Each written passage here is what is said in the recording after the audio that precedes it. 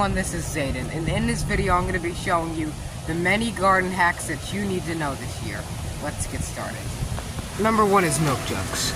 Alright, so if you have milk jugs like this, what you can do, or sweet tea, what you can do is put some holes around the very bottom with like a thumbtack or something, and what that will do is you can fill it with water, place it to your plant. What it'll do is it'll give it water when the plant needs that water. It doesn't just dump it out all at once in light shower water. That's terrible for the plant. So you have to give it water when it needs it, like a drip irrigation. Another thing you can do with this is cut 50% of this off. And in the winter time, if you have seedlings or stuff that is out in the open, not protected, you don't have a greenhouse like I do, cut 50% of this off, okay? Then you want to take this, it's so simple, take it over, put it over top the seedling, and make sure this is off so you can let this heat out. And it'll act like a mini greenhouse for the seedlings, and it will actually protect the seedlings. Guys, I made a video on this not too long ago, about a year ago, and it worked. It worked for the seedlings. They grew. Number two is spinach containers. If you have any old spinach containers, just like this, what you can do is you can put soil in it, poke a couple holes on the top, and then put your favorite seedlings, like pea plants, pea seeds. And this way you can start them indoors, near a desk or somewhere where it's very sunny, and then you can even start them with grow lights as well. So never throw away spinach containers, because you could do the same thing for even covering plants, just like milk jugs, and starting seeds. Number three, fallen leaves. If you're like me and you have a bunch of trees in your backyard and you have access to a ton of leaves, this is what you can do. Instead of buying mulch and all that, you can just straight put all these leaves into the compost, or mulch them up with your lawnmower, or put them in the compost, let them compost down, and it'll turn into compost.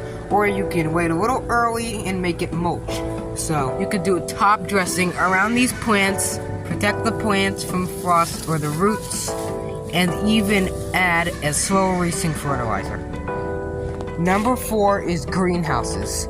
If you have a greenhouse at your place and you want to add extra warmth to it in the winter, you can just take leaves, put it on around the outside of the greenhouse, and inside a layer just like that, and it'll add extra warmth. It'll lock the heat in your greenhouse. But your greenhouse will thrive, and it'll thank you for the amount of heat that is in there. Make sure you add or open a couple windows so it doesn't get too hot in there. This way, your greenhouse will grow beautifully. Number five is soak seeds before planting. If you want to grow a good crop from seed, make sure you soak the seeds before sowing or planting. It's very simple. Is because if you soak the seeds, it actually helps the germination process be better. It'll actually speed up the growing process, and if you soak them, it'll trick them into saying, hey, spring is here, we should germinate faster. And that's how I grew beans a couple weeks ago, by just soaking them for 24 hours, planting them, and they grew faster than the usually planted beans. So if you want to grow a good crop, make sure you soak them in something like this. Of course, make sure there's no paint in this wood. 6, growing plants and cutting. Just like this elderberry and this fig here, they can be grown from cutting without rooting hormone. For elderberries, you just stick it in some well-moist soil, keep that soil moist, and eventually they'll start budding out and producing leaves. For fig trees, it's very, very simple. You don't need rooting hormone at all. Just put a cutting of them at a 45-degree cut. I also made a completely video on growing figs from cutting. You can check it out if you're interested. I'll put the link in the description. But you want to make sure that you have a cutting in a glass of water for a couple weeks to a month. Once you start to see roots on that cutting, put it in a nice well-watered pot. And now, 1 year later, you'll get figs. And we got figs like 9 months early. This is a 1-year-old tree, and look at this. 1 figs. We got about 3 figs off here already, and it's very nice. It's a very nice tree. And you can even grow them ornamentally. everyone around here in this whole county has a fig tree, so it's like perfect climate for here too. Number 7 is cloning tomato plants. When you hear the word cloning, you hear of artificial, electronic, dangerous, creepy. But yeah, this type of cloning is very simple. All you have to do is take your tomato plant, make sure you find the sucker, take at least all the leaves off at a 45 degree cut angle, and make sure you leave about 3 to 2 leaves at the top. Then just stick it in some nice water. It'll either root just like a fig tree, or you can just simply put it like elderberry cutting and stick it in some nice well-watered soil. In a couple weeks to a month, you should have a new tomato plant. If you come outside and it looks like it's half dead, it's okay. It'll come back. Just have to keep giving it consistent water, and then you'll have another tomato plant. And this one was actually from a clone. You could see tomato. Let's see how it tastes. This one wasn't even that done.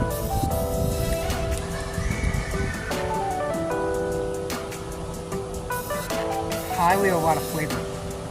There's a lot of flavor.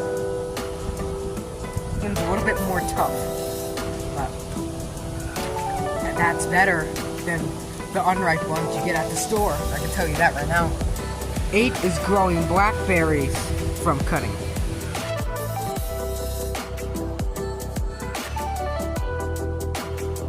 So, you gotta find your node.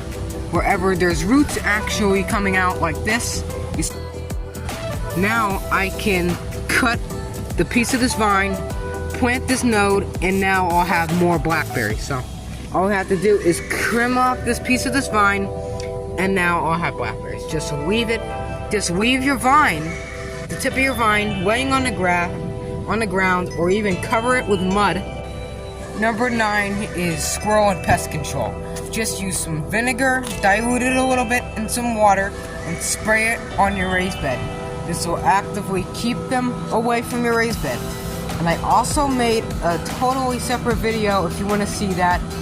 It's on using vinegar in the garden for spraying for pests, and it actually worked. So if you're interested, please look up We Put You So Gardening on YouTube, vinegar, raised bed, and it'll immediately come up.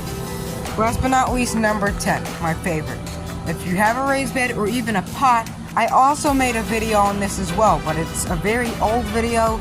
I don't think people can find it, so I'll put it in the link in the description if I can. You take your raised bed, leave, or pot, you take your native soil, and then some leaves. It's actually called hugelkultur, a German method. You put leaves, branches, sticks, twigs, and then put some potting soil on top, so you'll save money on potting soil. Save money on potting soil. Guys, it's very, very simple. 10 secrets that the plant nurseries don't want you to know. So as always, I hope you enjoyed this video. If you did, please consider subscribing and hitting the like button, because there's something wrong with the YouTube algorithm, where I just made a video about the YouTube algorithm affecting my channel badly. So if you want to, you can also support the channel, subscribe, hit the like button, and share. If you have anything to say, put them in the comments below and I'll read them. Thank you for watching, and as always, I hope to see you guys next time.